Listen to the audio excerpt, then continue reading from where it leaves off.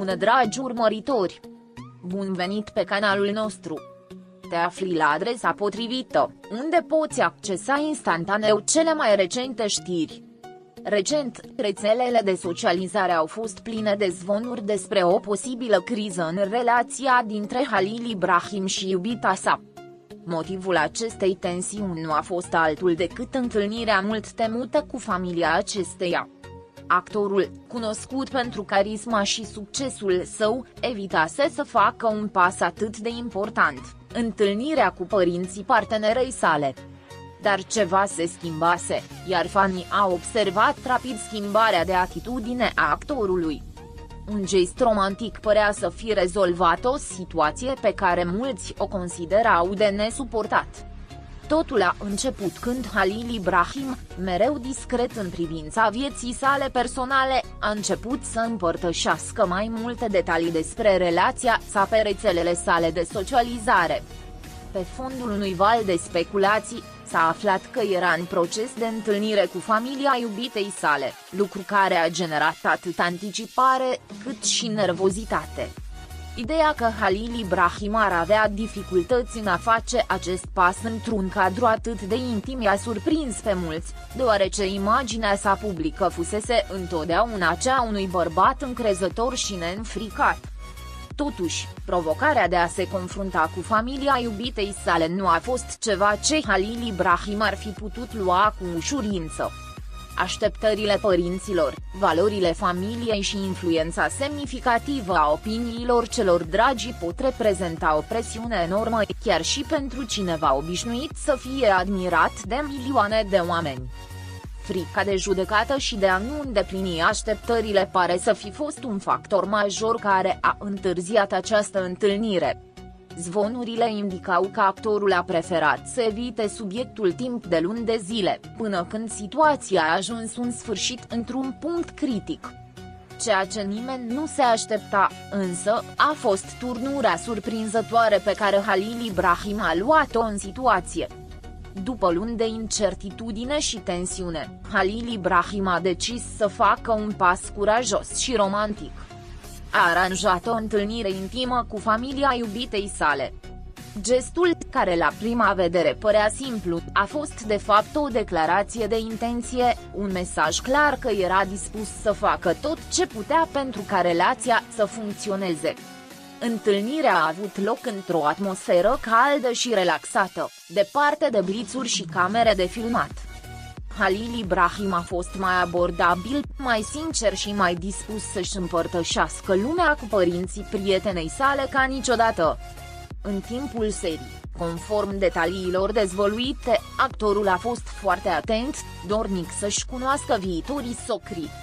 Deși la început au existat emoții, conversația a curs rapid natural, iar atmosfera a fost plină de râsete și camaraderie. Cel mai izbitor aspect al acestui gest nu a fost doar faptul că Halil Ibrahim i-a întâlnit în sfârșit pe părinții prietenei sale, ci modul în care a făcut-o, fără presiune, fără pretenții și, mai presus de toate, cu mare sinceritate. În timpul întâlnirii, actorul și-a arătat în mod constant respectul pentru familia acesteia și, în plus, a demonstrat că interesul său nu era doar superficial, dorea cu adevărat să înțeleagă mediul în care partenera sa crescuse. Acest act nu numai că a marcat un punct de cotitură în relația lui Halil Ibrahim, dar i-a oferit și prietenei sale un alt motiv de a fi mândră de el. Pentru ea, al vedea pe Halil Ibrahim atât de dedicat familiei sale și viitorului lor împreună, a confirmat că relația lor era serioasă. Tensiunea care marcase primele lor întâlniri s-a risipit rapid, făcând loc unui sentiment de ușurare și o fericire împărtășită. Prietenii apropiați ai lui Halil Ibrahim și ai prietenei sale au început să comenteze cât de bine a decurs întâlnirea. De fapt, mai mulți au menționat că, în ciuda timidității sale inițiale, Halil Ibrahim și-a arătat adevărata ființă în timpul întâlnirii. Depărtându-se de nesiguranțele pe care le simțise anterior. Mulți i-au admirat capacitatea de a lăsa deoparte camerele de filmat și judecățile externe și de a fi pur și simplu el însuși. Fanii, desigur, nu au încetat să-și exprime sprijinul pentru gestul lui Halil Ibrahim. Pe rețelele de socializare, comentariile au fost pline de laude pentru modul în care actorul a gestionat situația. Un om care nu se teme să-și înfrunte temerile și își arată vulnerabilitatea în dragoste, a scris unul dintre urmăritorii săi, în timp ce alții i-au mulțumit că a împărtășit acest moment personal cu ei, în ciuda faptului că este o persoană atât de rezervată. Onestitatea lui Halil Ibrahim a fost unul dintre punctele culminante ale acestei întâlniri și l-a transformat într-un exemplu de maturitate emoțională. Cu toate acestea, gestul lui Halil Ibrahim a stârnit și dezbateri despre importanța legăturilor de familie în relațiile romantice. Mulți au început să reflecteze asupra modului în care cunoașterea și acceptarea familiei unui partener pot fi cruciale pentru succesul unei relații. Faptul că Halil Ibrahim a făcut acest pas important nu numai că a demonstrat dragostea sa pentru iubita sa, ci și disponibilitatea sa de a se implica în contextul în care aceasta a crescut.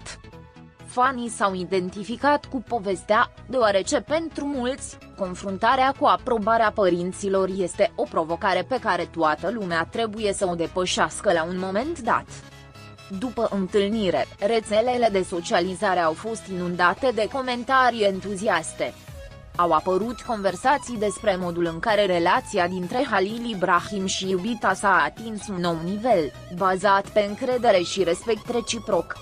Familia lui Halil Ibrahim, la rândul său, și-a exprimat, de asemenea, satisfacția față de atitudinea sa și a recunoscut rapid că actorul a depus un efort real pentru a se conecta cu ei. Adesea, primele întâlniri cu familia pot fi marcate de disconfort. Dar pentru Halil Ibrahim, acesta a fost un exemplu clar că nu este vorba doar de a îndeplini așteptările celorlalți, ci de a fi sincer și deschis. Ceea ce a început ca un moment plin de îndoieli și temeri s-a dovedit a fi o noapte de neuitat pentru toți cei implicați. Halil Ibrahim își lăsase în urmă anxietatea și nesiguranța și, cu atitudinea sa autentică și fermecătoare, reușise să cucerească familia iubitei sale. Cei care credeau că actorul nu va îndrăzni să facă acest pas recunoșteau acum în el o latură nouă, mai matură, dispusă să riște totul pentru ceea ce contează cu adevărat, relația sa.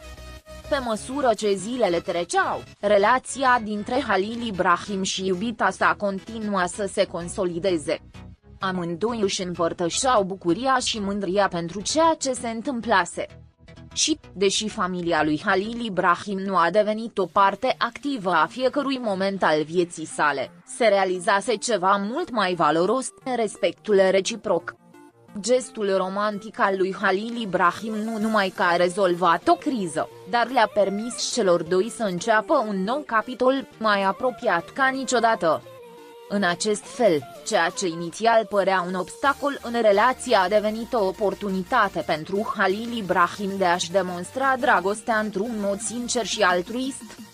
Din acel moment, nu doar el, ci și prietena lui și familia lui au știut că există ceva mult mai profund decât un simplu gest, un angajament autentic și o relație bazată pe onestitate și respect.